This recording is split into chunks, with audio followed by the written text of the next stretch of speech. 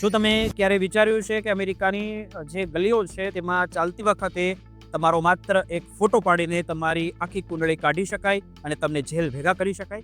તો હા મિત્રો, અમેરિકામાં એક એવી ગુપ્ત મોબાઈલ એપ મોબાઈલ 45નો ઉપયોગ થઈ રહ્યો છે અત્યારે, જે ફેસ સ્કેન કરીને સેકન્ડમાં જ કહી દેશે કે તમે કોણ છો, તમારું સ્ટેટસ શું છે. અને હવે સવાલ તો એ છે કે શું આ ટેકનોલોજી સુરક્ષા માટે છે કે પછી તમારી પ્રાઇવસી પર તરાપ છે? શું આ એપ સામાન્ય નાગરિકો અને ઇમિગ્રેટ્સ માટે નવો ખતરો બની રહ્યું છે? જાણવા માટે આ વિડીયોને તમે અંત સુધી જોતા રહેજો, કારણ કે કદાચ તમારી સાથે પણ આવું થશે. મિત્રો, આજે આપણે આ ડિજિટલ ઝાડની એવી વાતો કરીશું જે તમને ચોંકાવી પણ દેશે અને તમને જે સાવચેત પણ કરશે. અમેરિકાની ઇમિગ્રેશન એન્ફોર્સમેન્ટ એટલે કે આઈસ અને સીબીપી હવે એક નવી ટેકનોલોજીનો ઉપયોગ કરી રહી છે, જેમનું નામ છે મોબાઈલ 45. આ કોઈ સામાન્ય એપ નથી, પણ એક શક્તિશાળી બાયોમેટ્રિક હથિયાર જેવું બની ગયું છે.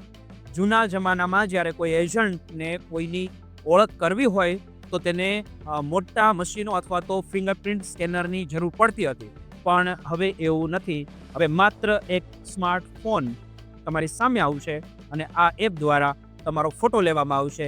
એજન્ટો રસ્તા પર ચાલતા કોઈ વ્યક્તિનો ચહેરો સ્કેન કરી લેશે અને આ ટેકનોલોજીને કોન્ટેક્ટલેસ કહેવામાં આવે છે, એટલે કે તમારે મશીનને અડવાની પણ જરૂર નથી. બસ કેમેરો સામે જોયું તમે અને તમારી બધી જ માહિતી એજન્ટના ફોન પર આવી જશે સેકન્ડમાં.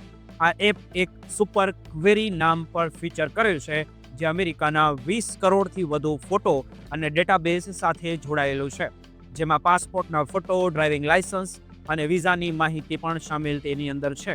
મતલબ કે એકવાર તમારો ચહેરો સ્કેન થયો એટલે તમારું નામ, જન્મ તારીખ, કે પછી એલિયન નંબર અને તમારું કાયદેસરનું સ્ટેટસ શું છે એ બધું જ એજન્ટને ખબર પડી જશે. આનાથી અમેરિકાની સીમાઓ હવે માત્ર બોર્ડર સુધી મર્યાદિત નથી રહી, પણ દરેક શહેરની ગલીઓ સુધી પહોંચી ગઈ. શિકાગો અને ન્યૂ મેક્સિકો જેવા શહેરમાં તો હવે કિસ્સાઓ પણ બન્યા છે કે જ્યાં સાયકલ પર જતા યુવાનોને રોકીને બળજબરીથી સ્કેન કરાવવામાં આવ્યા હતા, ભલે તે વ્યક્તિ અમેરિકન નાગરિક કેમ ન હોય.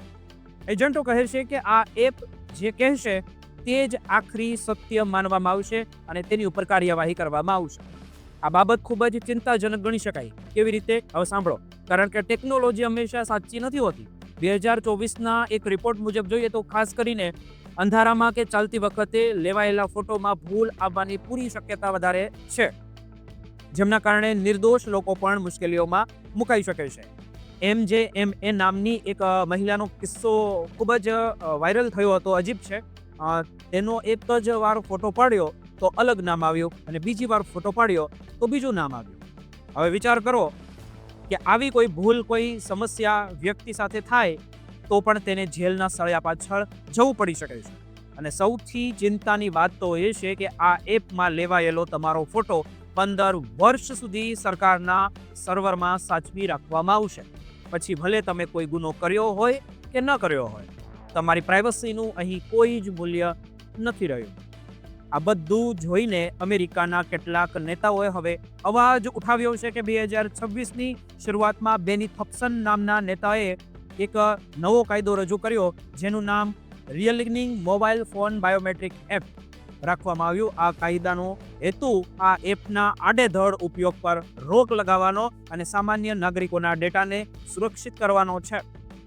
તેઓ ઈચ્છે છે કે આ ટેકનોલોજી માત્ર બોર્ડર પર જ વપરાય છે, શહેરની અંદર ગલીઓમાં નહીં.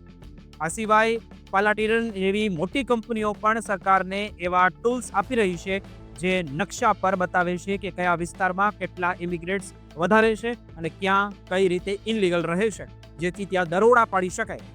આ એક પ્રકારની ડિજિટલ ઝાડ છે જે તમારી હિલચાલ પર નજર રાખશે.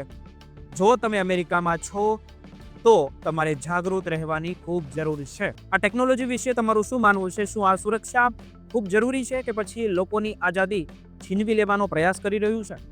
તમારો વિચાર કોમેન્ટમાં ચોક્કસ જણાવજો.